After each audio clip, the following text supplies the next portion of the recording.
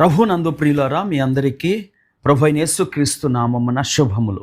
దేవుడు నమ్మదగిన వాడు అనే శీర్షికకు మరోసారి మిమ్మల్ని అందరినీ ప్రేమతో ఆహ్వానించుచున్నాను. ఈ శీర్షిక క్రింద గతంలో మన దేవుడు క్షమించుటలో నమ్మదగిన వాడని, వాగ్దానం చేసిన వాడు నమ్మదగిన వాడని ధ్యానం చేశాం. నేటి వీడియోలో పిలిచిన వాడు నమ్మదగిన వాడు అనే అంశాన్ని ధ్యానం చేద్దాం.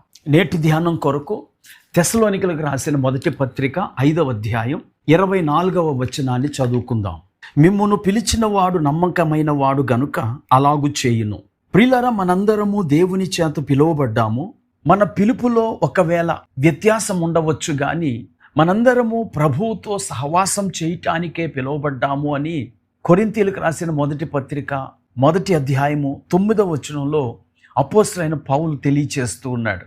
పిలిచిన దేవుడు నమ్మదగిన వాడు అంటే మనలను పిలిచిన దేవుడు మనలను కాపాడుటలో నమ్మకమైన వాడు. ఉదాహరణకు కల్దీయుల ఊరు అనే ప్రాంతము నుండి దేవుడు అబ్రాహామును కానానునకు పిలిచాడు. నీవు లేచి నీ దేశము నుండి, నీ బంధువుల యొద్ద నుండి, నీ తండ్రి ఇంటి నుండి బయలుదేరి నేను నీకు చూపించు దేశమునకు వెళ్ళుము.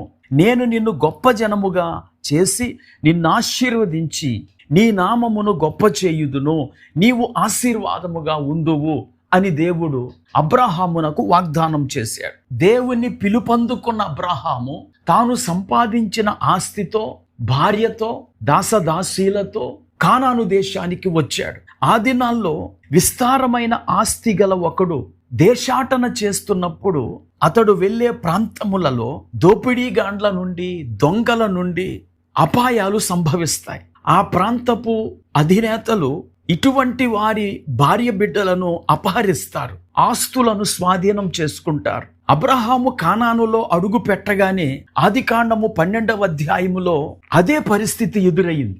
ఐగుప్తు రాజు ఫరో అబ్రహాము భార్య అయిన శారాను ఇంటికి తీసుకెళ్లిపోయాడు. అయితే అబ్రహామును పిలిచిన దేవుడు అబ్రహాము భార్యను ఫరో ఎత్తుకుపోయినప్పుడు ఊరకుండలేదు. ఫరో ఇంటి వారందరికీ మహావేదనలను కలిగించి బాధ పెట్టాడు. వెంటనే ఫరో అబ్రాహాము భార్యను అబ్రాహామునకు అప్పగించాడు. ఇది జరిగిన 25 సంవత్సరాలకు అబీమెలెకు శారమ్మను ఎత్తుకుపోయాడు. సంవత్సరాలు గడిచిన ప్రమాదము పునరావృతమైనప్పుడు గతంలో కాపాడిన దేవుడు మరలా శారా విషయంలో జోక్యం చేసుకున్నాడు. ఈసారి అబీమెలెకు ఇంటి వారందరికీ నపుంసకత్వాన్ని కలిగించి పిల్లలు లేకుండా చేసి కలలో అబీమెలెకుతో మాట్లాడాడు.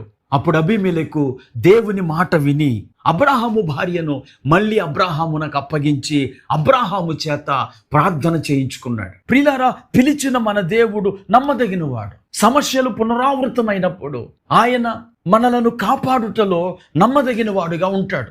ఈ లోకంలో కొంతమంది అస్తమాను సహాయం చేయరు, కానీ మన దేవుడు అబ్రాహామును కాపాడి విస్తరించి వాగ్దానాన్ని నెరవేర్చి దేవుడు తన నమ్మకత్వాన్ని రుజువు చేసుకున్నాడు.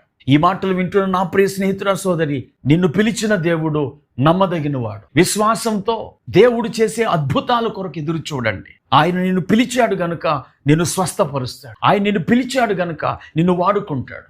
ఆయన నిన్ను పిలిచాడు గనుక నిన్ను విడిపిస్తాడు, గమ్యానికి చేరుస్తాడు. ప్రార్థన చేసుకో. కృపా కనికరం కలిగిన మా తండ్రి, నీకు వందన. పిలిచిన దేవుడు నమ్మదగిన వాడు అనే విషయాన్ని ఈ వీడియోలో మేము ధ్యానం చేశాం. ఈ మాటలు ఎవరైతే విని నమ్ముతున్నారో వారి పట్ల మీరు అద్భుతాలు చేసి ఆశీర్వదించమని యేసుక్రీస్తు నామమున ప్రార్థించి వేడుకుంటున్నాము. ఆమేన్.